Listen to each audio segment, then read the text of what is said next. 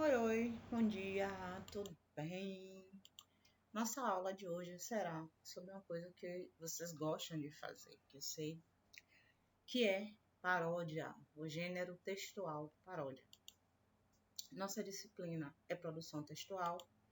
Eu sou a professora Margarete e vamos começar a nossa aula de hoje.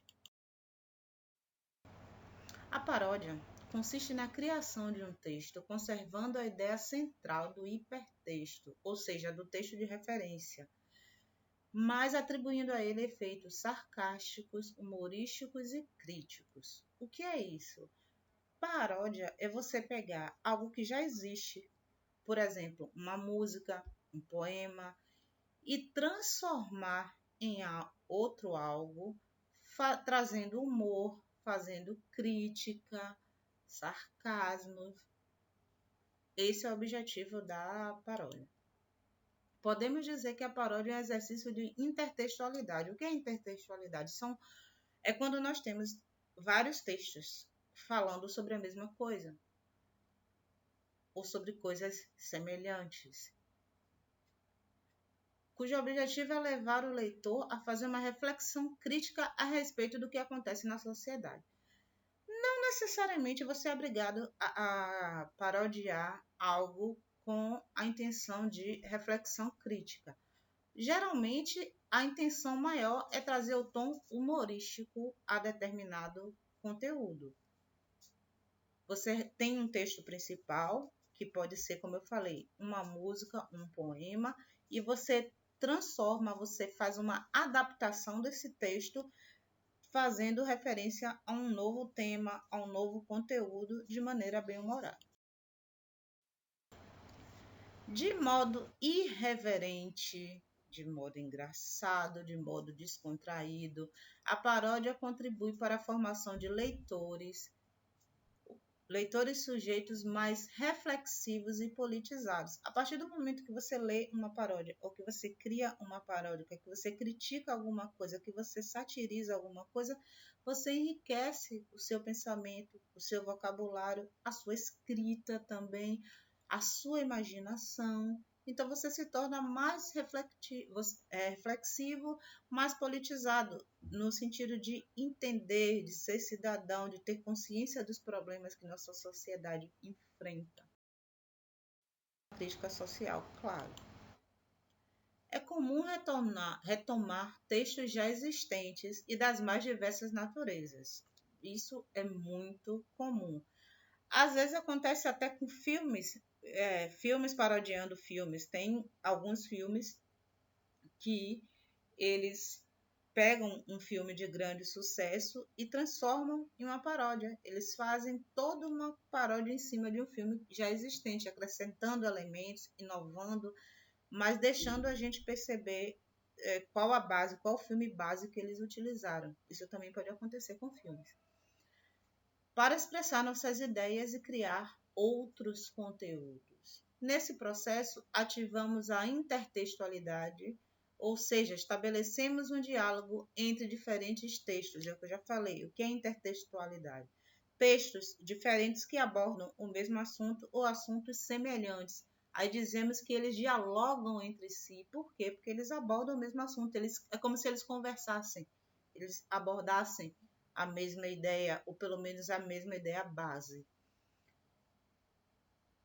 A partir das construções visíveis no conteúdo do segundo texto produzido com base em um anterior. É o segundo texto que é produzido com base no primeiro texto, no texto principal. A partir de um texto principal, você pode produzir um segundo, um terceiro, um quarto, enfim, vários textos a partir de um texto principal. A partir de uma música, você pode fazer várias paródias sobre essa mesma música, mudando o tema. Isso pode acontecer também. A paródia é um gênero que expressa essa relação de intertextualidade, essa relação de vários temas abordando o mesmo assunto ou assuntos semelhantes. A paródia aciona a intertextualidade como um recurso de linguagem na criação de conteúdos. Logo, ela é um texto que traz influência, isso já ficou claro, né? Do texto principal, do texto base, do texto que foi criado antes. Ele vai influenciar você na produção do seu texto. Você vai pegar alguns elementos do texto principal, modificá-los para construir a sua paródia, interligando-se a ele pela repetição do conteúdo verbal, pela forma ou pela temática do primeiro texto. Alguma coisa marcante no primeiro texto, você vai ter que se centrar nessa coisa para construir o seu texto a partir dele.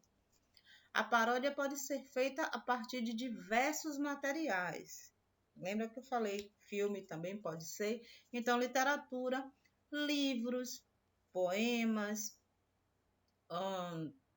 contos, música, pintura. Você pode fazer paródia de pintura. Eu já vi na aula de arte vocês fazendo releitura dos quadros de alguns autores. Eu já vi vocês fazendo isso aí na aula de arte. Isso pode ser paródia também. Você está fazendo uma releitura daquele. E você pode fazer uma paródia através dessa releitura também. Cinema, que são os filmes, fotografia e artes plásticas. Enfim, você pode parodiar diferentes tipos de coisas. Como aqui no nosso caso, nosso foco é texto. Quando eu falo texto, lembre-se, eu falo de texto oral e texto escrito. Eu me refiro mais à parte da literatura, da música, de poema, porque é mais voltado para a nossa disciplina. A paródia é uma ruptura do primeiro texto. Você quebra, digamos assim, a estrutura daquele texto padrão. Assim, você, autor ou autora, você que cria a paródia em cima de um texto anterior, você vai trazer, você vai colocar na paródia seu conhecimento cultural, quando você constrói a sua paródia, porque a paródia é uma releitura. Lembra que eu falei das releituras das obras de arte, que vocês já fizeram isso?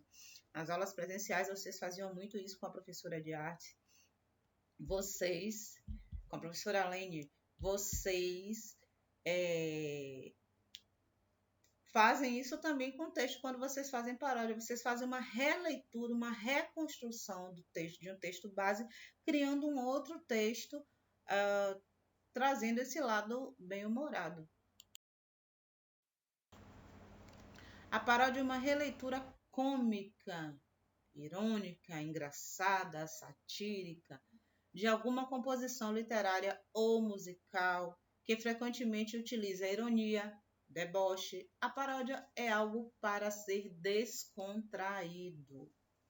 Ela geralmente é parecida com a obra original e quase sempre tem sentido diferente. Ela tem que manter alguma coisa do original, mas trazendo coisas suas, coisas que você queira colocar, detalhes que você acrescente, que mudem, que deem esse tom de humor ao que você faz. A paródia surge a partir de uma nova interpretação, é uma recriação de uma obra que já existe.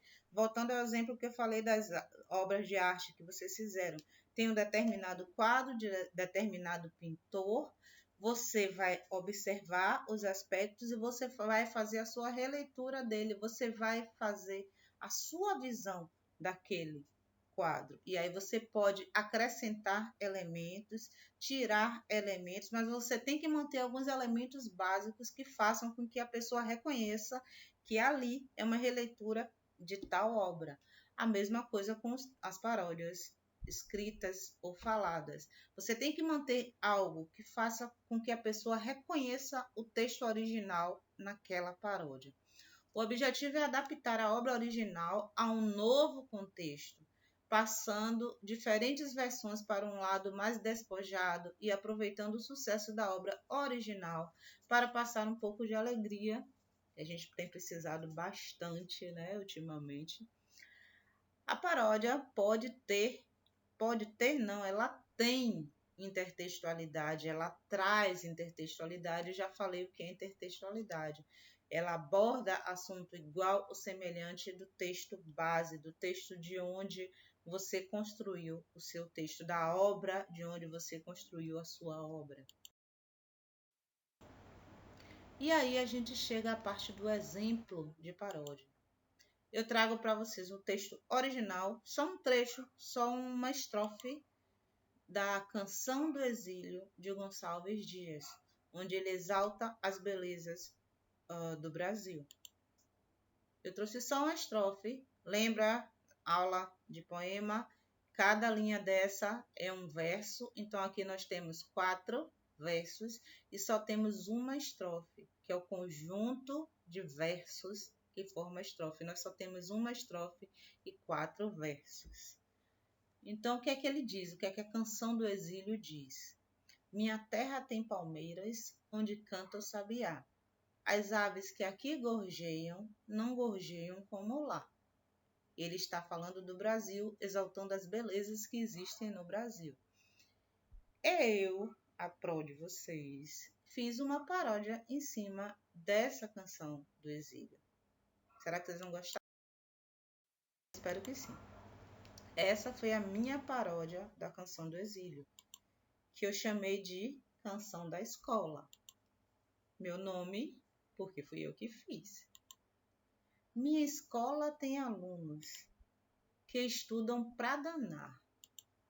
Os professores que aqui ensinam, ensinam para educar. Observaram? Lembra a outra, a mesma estrutura, 4 versos, uma estrofe, bem parecida as rimas finais. Então, isso que é uma paródia. E eu finalizo a aula de hoje. Eu vou dar para chamar assim bastante atenção de vocês para essa questão da leitura, que eu vejo que muitas pessoas têm preguiça de ler. E essa preguiça de ler faz com que vocês errem, às vezes, na atividade. Não é por não saber, é preguiça de ler a questão toda. Então, eu agora vou dar para chamar muita atenção com relação à importância da leitura.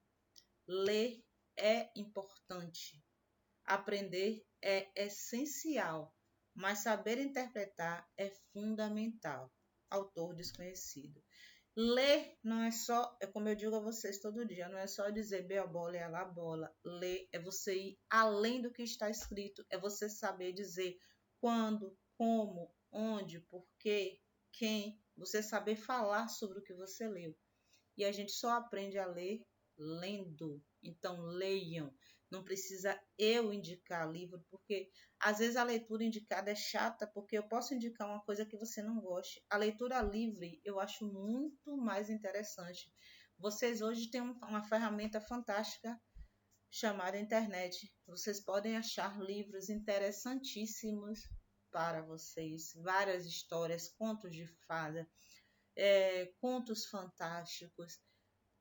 Você que vai saber o que é que te agrada ler. Que leitura me agrada? Leia. Não existe coisa mais gostosa do que você ler. Às vezes até aquele filme, aquele desenho que você assiste, aquele filme, tem um livro daquele. Não é legal? Assista ao filme, assista o desenho, depois vá lá e leia o livro daquele desenho. Para você ver, comparar. É interessante isso também. Então, é você que tem que escolher. Se eu determinar, você pode não gostar do livro que eu indiquei. Mas se você escolher, com certeza você vai gostar da leitura. Então, essa é a mensagem que eu deixo para vocês hoje. Ler. E ler é interpretar, ler é entender. Muito obrigada pela presença de vocês. Um bom dia para vocês. Até a próxima aula, se Deus permitir.